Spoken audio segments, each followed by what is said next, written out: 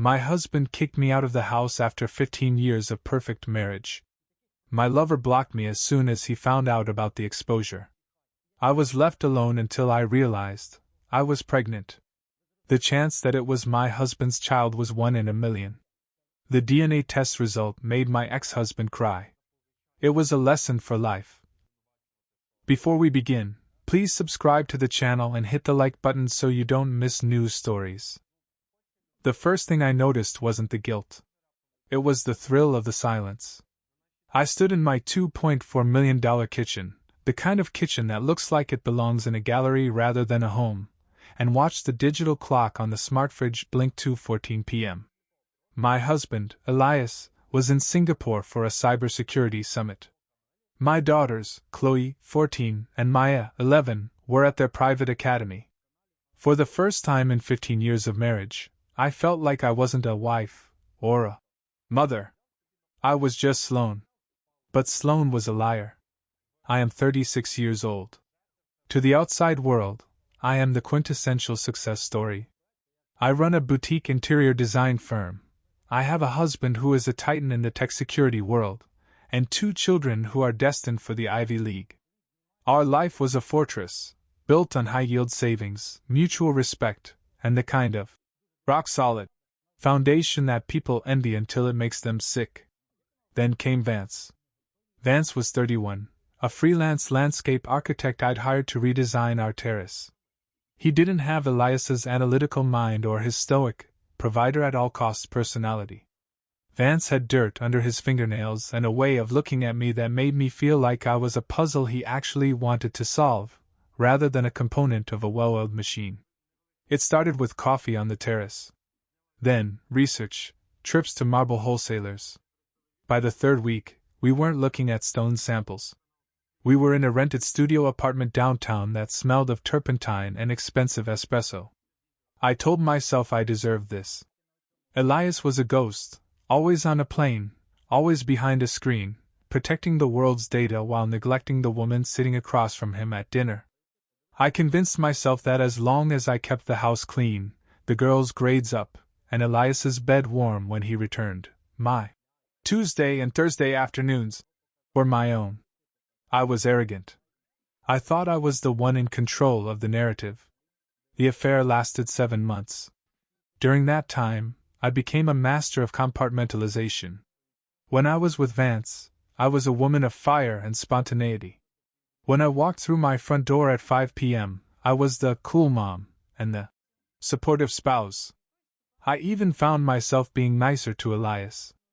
I bought him gifts, I initiated intimacy more frequently, fueled by the adrenaline of my secret. I thought I was saving my marriage by outsourcing my passion.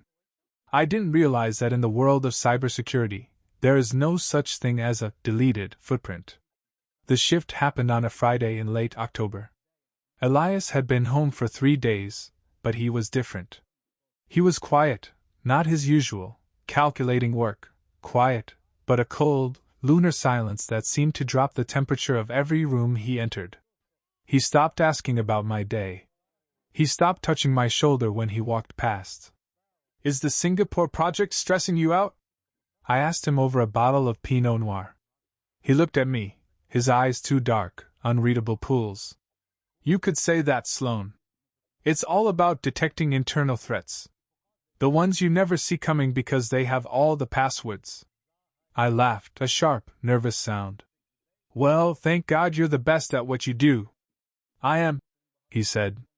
He didn't smile. The hook came 3 days later. I arrived home to find the house empty. No girls, no nanny, no barking from our golden retriever. Just a single iPad Pro sitting in the middle of the kitchen island. Attached to the iPad was a post-it note in Elias's precise, architectural handwriting. "I upgraded the home server. I thought you'd like to see the new high-definition logs." My heart didn't just throb, it felt like it was trying to exit my chest.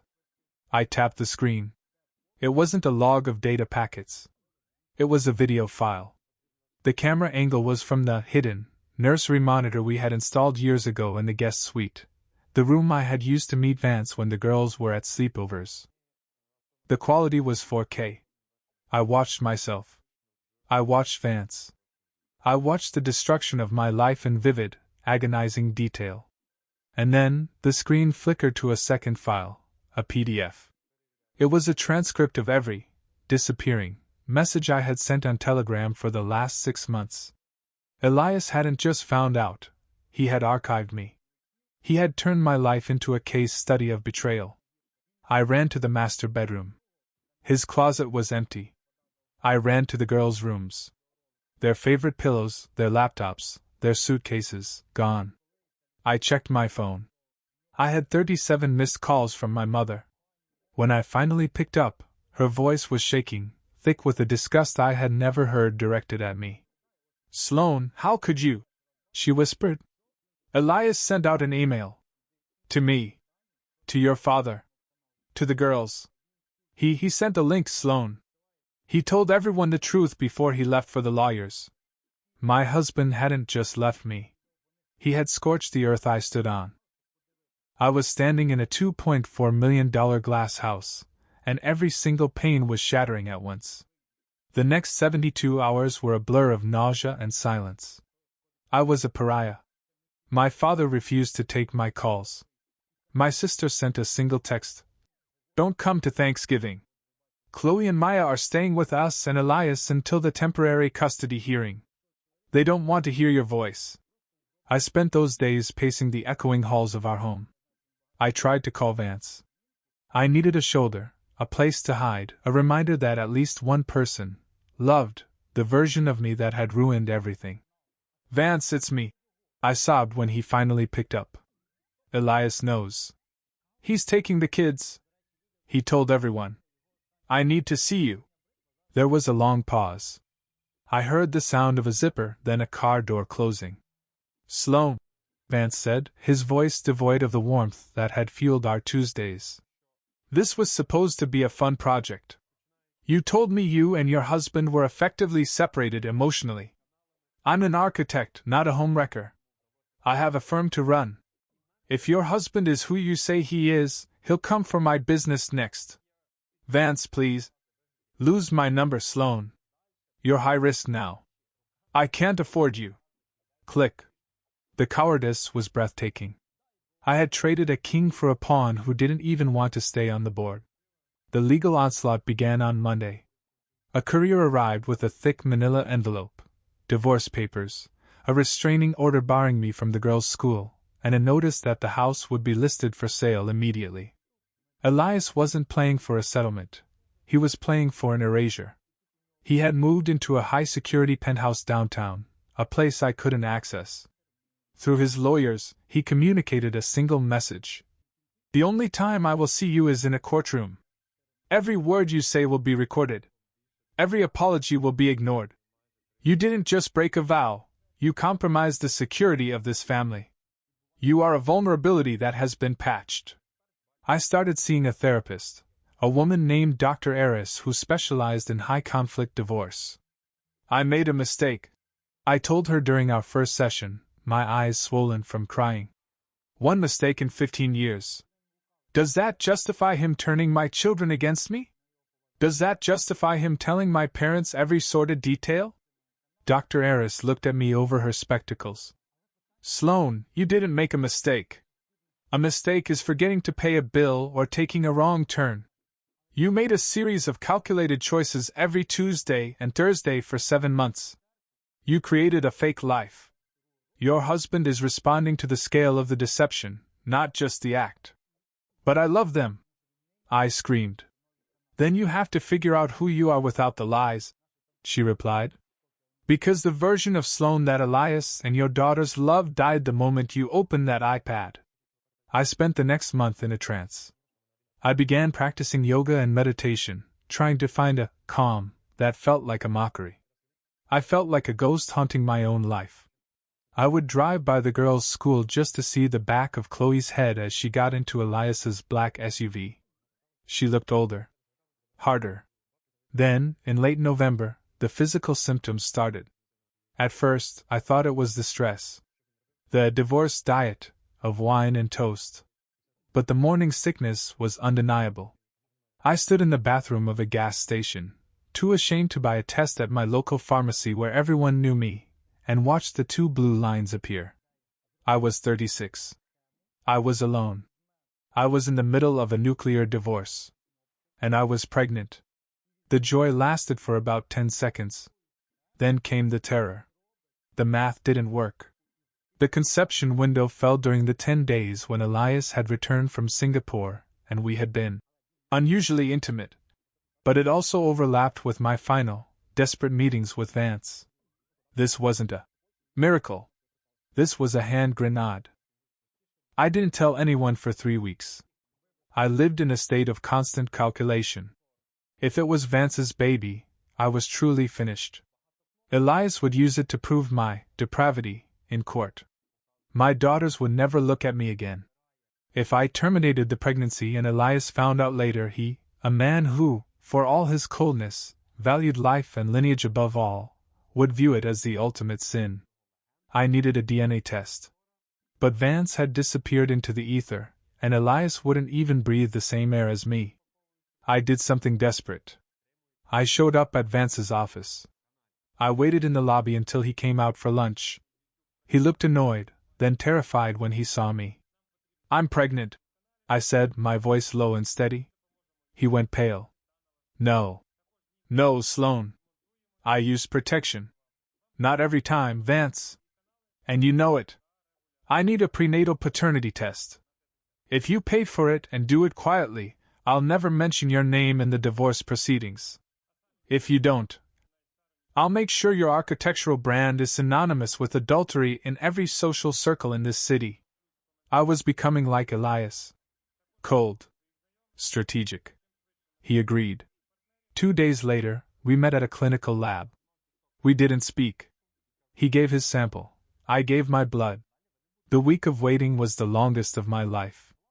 I prayed, not to a God I had ignored for years, but to the universe itself. Please let it be Elias's. Please let there be one thread left connecting me to the life I destroyed. The email arrived on a Tuesday. Probability of paternity, 0%. Vance was not the father. I collapsed on my kitchen floor and wept until my ribs ached. It was Elias's. A piece of the man who hated me was growing inside me. I contacted his lawyer immediately. I didn't send a long, emotional plea. I sent the lab results and a short note. "I am pregnant. It is yours. I want to talk." Elias didn't call. He sent an appointment for a mediation room. When he walked in, he looked like he hadn't slept in a month. He sat across from me, a glass table separating us. "The test confirms it's mine," he said. His voice was a rasp. "But don't think for a second this fixes what you did. A child isn't a get-out-of-jail-free card, Sloan." "I know," I whispered. "I just want you to know I'm keeping him. Or her. And I want us to find a way to be human again. We will be co-parents," Elias said, his eyes hardening. "We will have a rigid, court-mandated schedule. I will provide for the child. But the Sloan and Elias that lived in that house? That man is buried. You're looking at his executor." The divorce was finalized in January. We sold the house. I moved into a modest townhouse on the other side of the city. I received a fair settlement, but the social cost remained absolute. My parents eventually started speaking to me again, but the conversations were polite, distant, the way you talk to a relative who has recovered from a shameful disease. My son, Julian, I named him after my grandfather, not the architect, was born in June. The birth was lonely. My mother was there, but Chloe and Maya chose to stay with their father. They sent flowers. They didn't come to the hospital. But then, something shifted. A month after the birth, Chloe asked if she could come over to see the baby. She sat on my sofa, looking so much like a woman it broke my heart, and held her brother. She didn't hug me. She didn't tell me she forgave me. But she stayed for 3 hours. Elias started coming over once a week. He doesn't bring takeout, and he doesn't stay for dinner. He comes to pick up the baby for his visitation hours. Sometimes, when he thinks I'm not looking, he looks at me with a flicker of the old warmth, a ghost of a memory of the woman I used to be. Last week, he stopped at the door. "He has your eyes, Sloane," he said.